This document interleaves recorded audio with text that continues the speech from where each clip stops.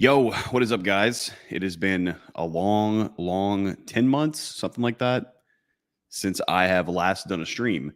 Um, what's up, guys? How are you guys doing? For whatever audience that I have left out there, I wanted to make the stream tonight about something that I kind of like have stopped looking into, but was looking into quite scrupulously before. And that's the job market for software engineering and really just the whole like software sphere in general, like project manager, whatever, QA, test engineer, all that kind of stuff.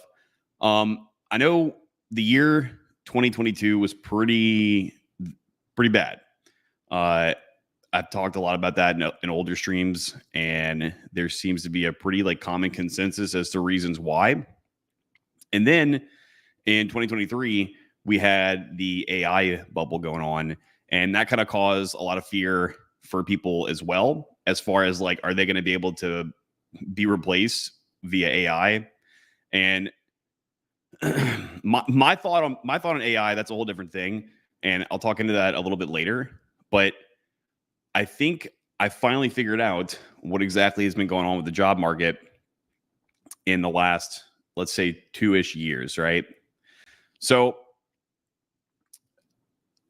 I started this YouTube channel back in like I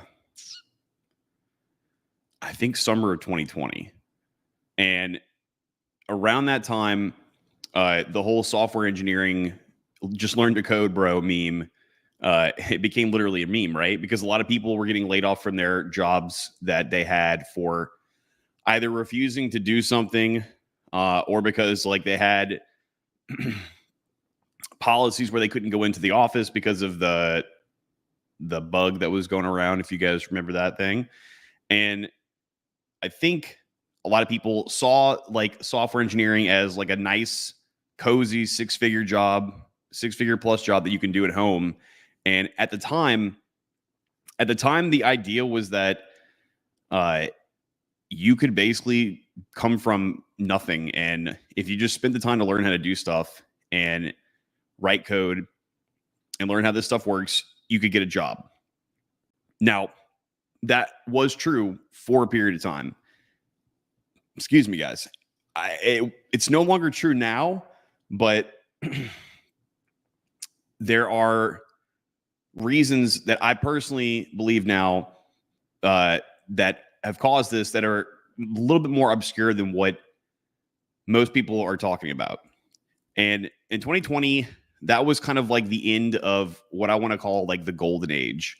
And I'm going to consider the golden age basically, you can consider the golden age between 2010 to 2022. I'll draw like a hard line at 2022. And why was this the golden age for software engineering and just tech in general? I mean, in this time period, we had like massive growth in big tech companies. You had Google, Facebook, all the FAANG companies. They were hiring massive amounts of people.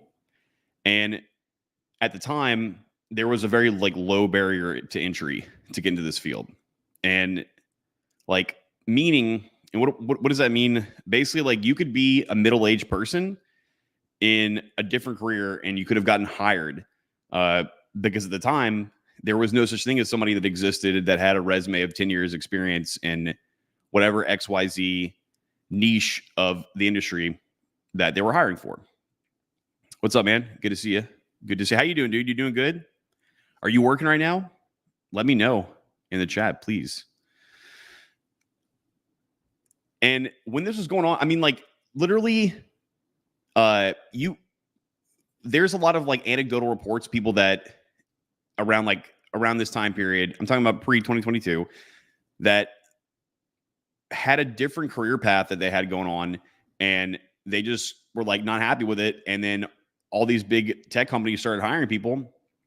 They posted a job application and they got hired. And next thing you know, they're making like 300 grand a year. They're in the Apple office doing all these cool stuff with all these cool amenities. I mean, it seemed like a dream come true, right? And at the time, it kind of was.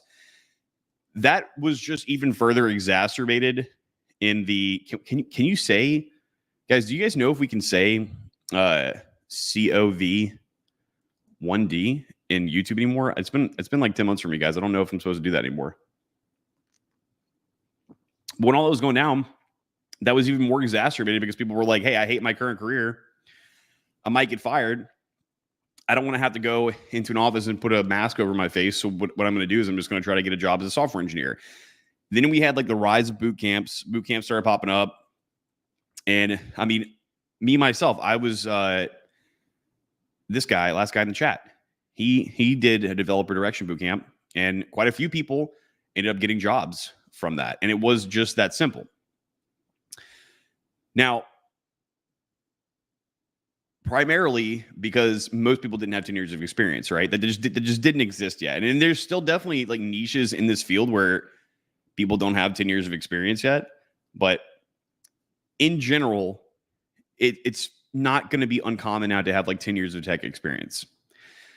And in 2022, the big thing that was going on was we had a couple things. We had the interest rates started getting raised from the Federal Reserve, which that kind of like caused a very transparent, visible cascading effect of all these kind of overinflated companies and quote unquote ghost positions that were, I think, no longer necessary. And I'm going to talk about that in a second. Clay says, sign a contract offer finally, thanks to help DD. Miss you guys. Miss you too, dude. Raymond says, software engineering in my 2024, it's more likely than you think. Yeah. So surprisingly, like I have surprisingly good news, believe it or not, guys. I don't think AI is going to take over all of our positions, but around that same time, 2024, when the Federal Reserve was raising interest rates and all that stuff was going on, we had the AI bubble, right? And AI kind of like, I'm not gonna lie, AI was a bit worrisome. It didn't end up being as worrisome, or at least worrisome in the same way that me and a couple of other people probably would have thought it would have been.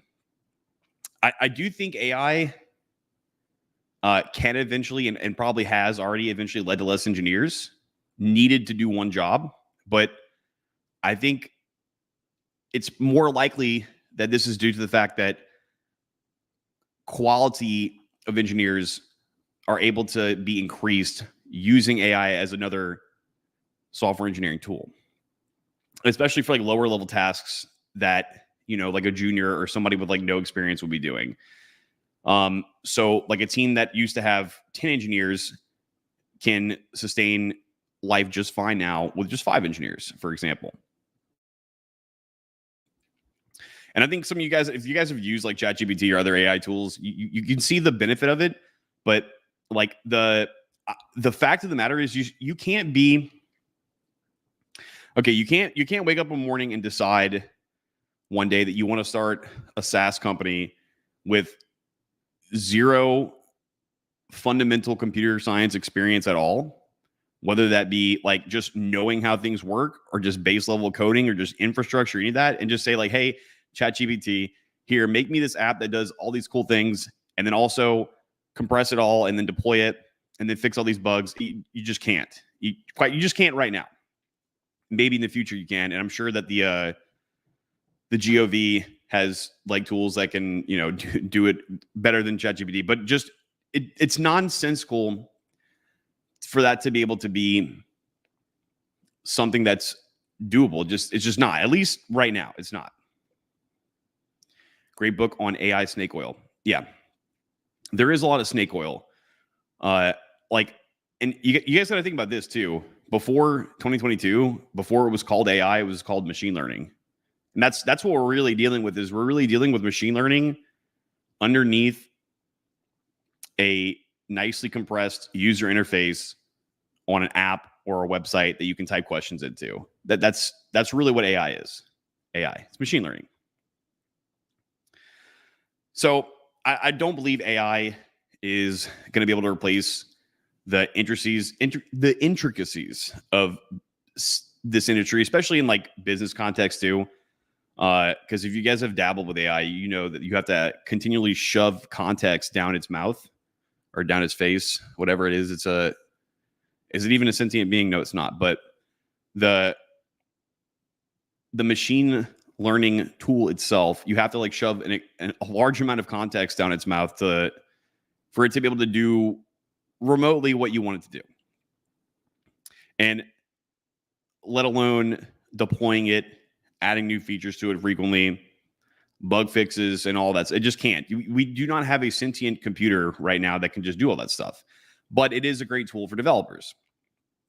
And so the part about AI that I think might have led to a quote unquote job recession for the market is not so much because of AI, but I think companies are just realizing now that they're doing okay with less engineers. If you guys have been on a team that's had like 15 engineers and like only really 3 or 4 of them are doing most of the work, you know exactly what I'm talking about. That's probably most of the situation in most cases. So like the Amazon button engineer it's no longer necessary. That is about as far into AI that I think has taken a hit to the job market. I could be wrong. I don't think I am. I could be, but I think that's about it. I think that's about the most that AI has done to detract away from the software engineering career path, job market, etc. However, I have been doing some research and I was looking up statistics of positions open positions, like people hiring from 2010 until now. And what I've saw is pretty much nothing but growth. And let me show you guys this chart that I made. And this data is from the U.S. Bureau of Labor Statistics, CompTIA, and Robert Half, which are 3 pretty reliable. Well, I don't know about the U.S. Bureau of Labor Statistics, but we'll say that they're as credible as they are supposed to be, right? Check this graph out, guys.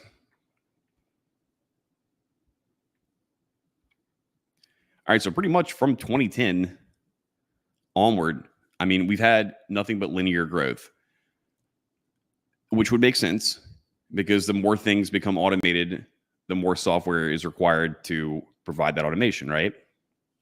And the more software that's created, the more updates, bug fixes, maintenances, upgrades, et cetera, that need to be done. So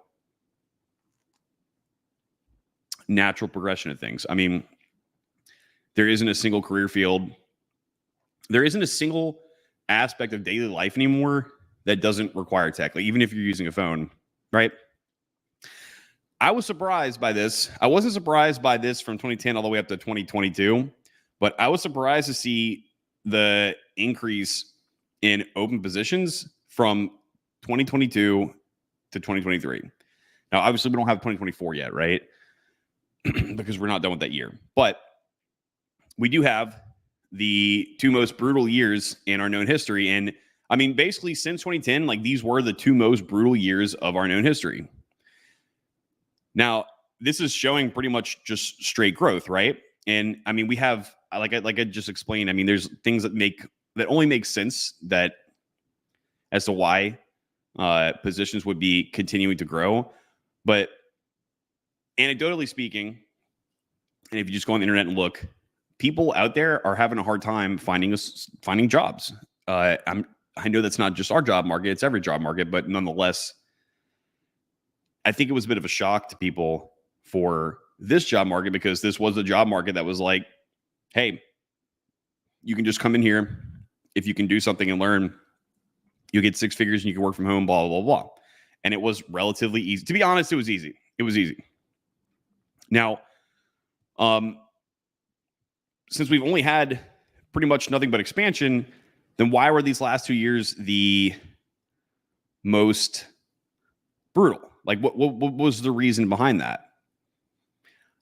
I don't think that the brutality from this is because of a lack of positions or lack of things open.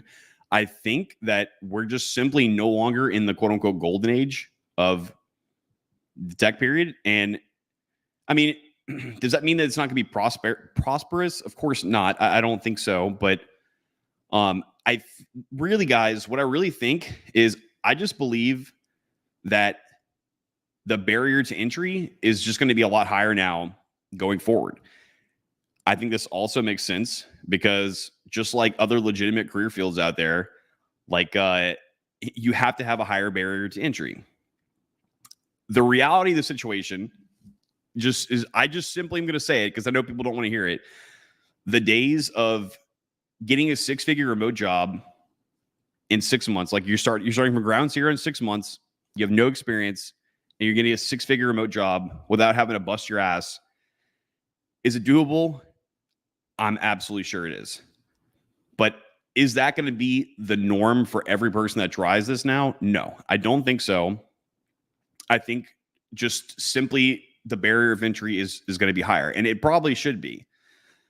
I myself didn't want this to be true because I mean, I made a pretty good amount of money off of teaching people how to do this in a very accelerated rate. And of course, if I can't guarantee people that I can get them a 6-figure job in 6 months, then that's less clientele for me. But this is just the reality. It's just going to be a little bit harder. I remember back in one of my last computer science classes from undergraduate was an ethics class, and my professor, this guy was kind of a lunatic too. He was a cool lunatic, but he was kind of a lunatic.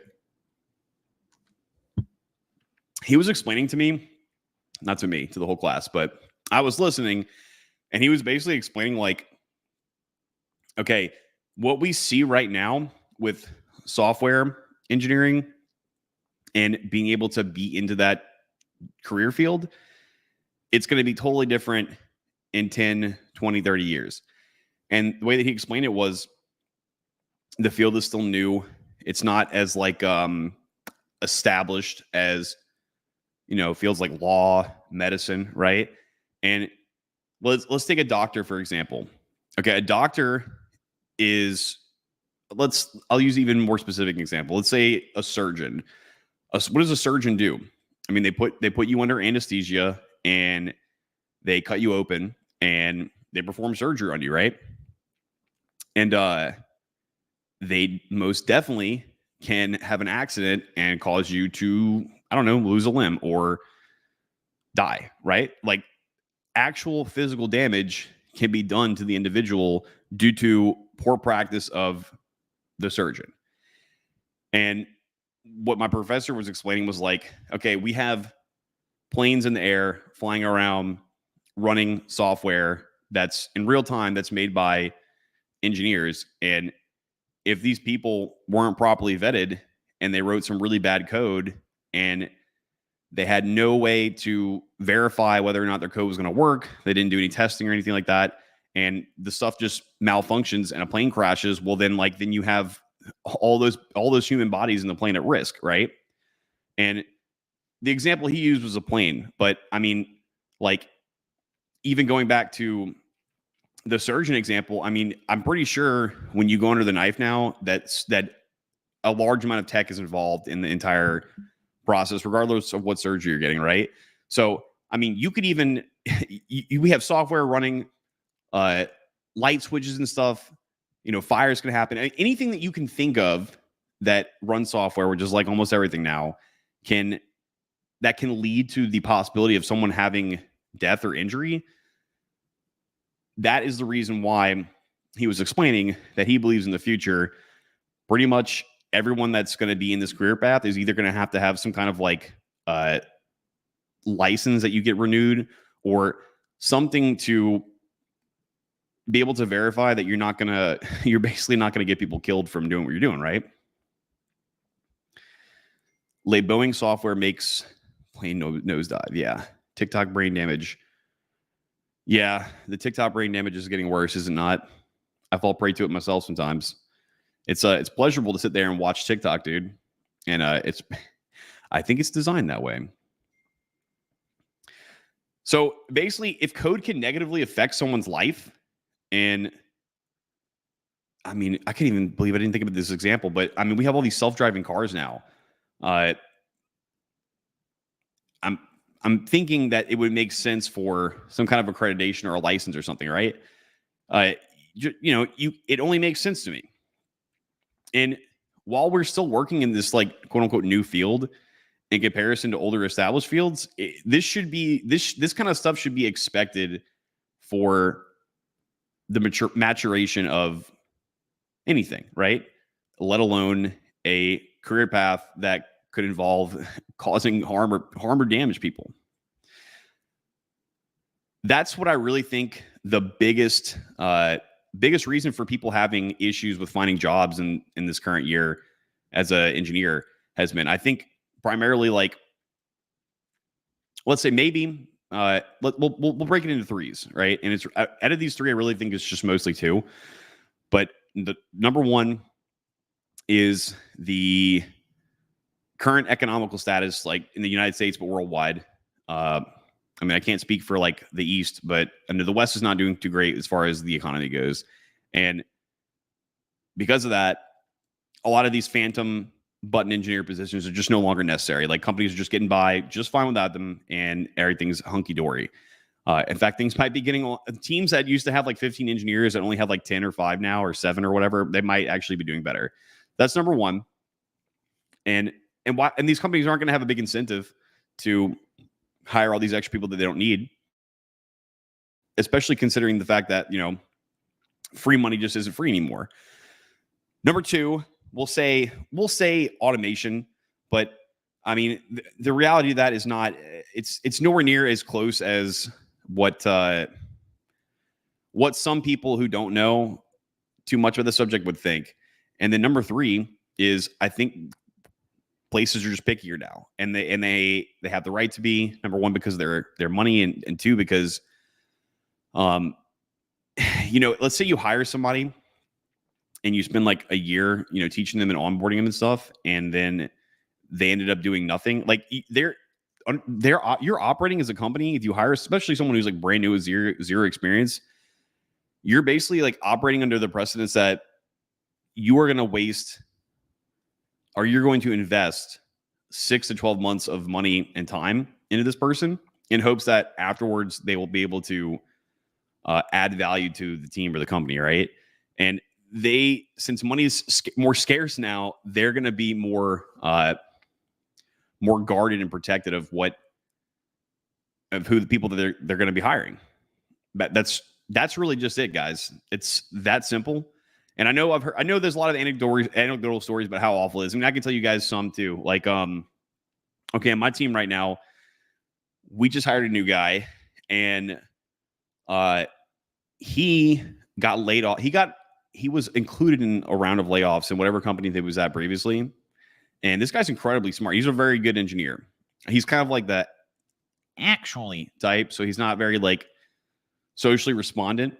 But like, I think anybody that would have been like in any kind of like observational position to see whether or not, I think the bean counters, if they were paying attention, they would have known this dude was of pretty good value. So he spent 8 months, he said, trying to look for a job, which is like pretty rough. And, even just maybe like 2.5, 3 years ago, the guy would have already had like 4 or 5 job offers within the first couple of weeks that he was no longer employed at this place, right? And I know plenty of people who have been looking for jobs in the field because they either lost it or they needed to move somewhere or whatever, and they had a rough time. Somebody I know personally, I think they were looking for almost like somewhere between 7 and 9 months as well. Finally found one. And yeah. Also, guys, like all the remote positions, like if you're applying to a remote position now, if you don't stick out, I think that you're dropping the bucket. So what is the lesson for all of this? I mean, there is no absence of jobs.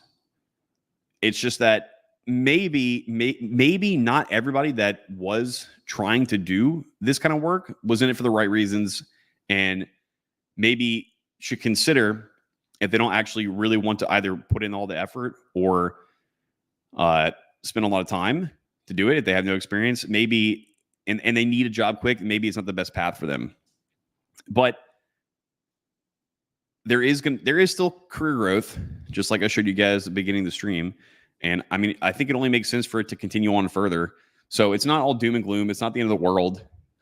the way that I'm thinking about it is just we're just reaching maturation. That's it. And that's how it should be. A small barrier. Knowing how to interview a deal with HR Karens. Yeah. Well, I think speaking of HR Karens, I think if automation takes over something, it will be most likely, it'll make more sense for me to be taking care of that first than anything else, because a lot of those positions to me seem like less valuable than a button engineer in some cases. I mean, I'm sure you can provide value. I'm like, obviously you can't, well, I'll refrain from approaching upon this subject today in the stream. Guys, I haven't streamed in so long. I didn't realize I have 983 subscribers now. I almost have 1,000. So if you were watching this video and you felt like you got some kind of value out of it, please subscribe. I think that do you guys know if it's still just 1,000 subscribers to get super chats? I don't know anymore. I'm gonna have to check.